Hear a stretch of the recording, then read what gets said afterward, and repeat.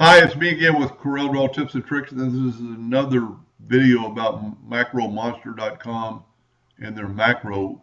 And I just did one with finding duplicates. I can see, because I've been drawing long enough, that this A looks a little thicker than the other A's because there's a duplicate right on top of it. Well, if we select all these and go find duplicate and have a zero tolerance, it found the duplicate. It's going to erase the duplicate. So now there's only one A in our system. The duplicate has been deleted. I just made a video about that, but I did a little bit different than that.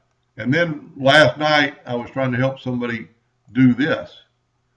And the author of Macro Monster, the guy who wrote the program actually emailed me and said, we could not search them all because by size, because this one's at a slant, it's a little bit different size.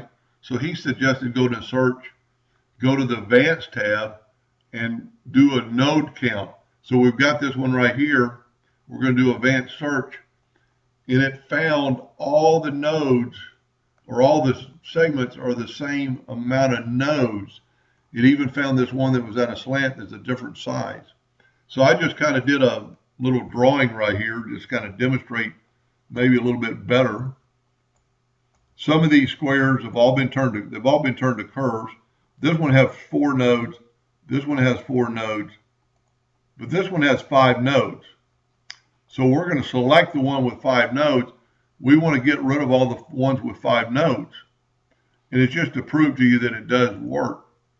Go to node count and press advanced. It has selected all the ones that had 5 nodes. That is pretty cool that you can search way beyond what Corel Draw lets you search and replace or search and find by nodes and, you know, inside groups, outside groups, line width, line color. Now this is 3 things that you can do inside of Corel, probably all of these. But the size, you can't do that inside of Corel. Anyway, I hope that helped a little bit, and thank you for watching.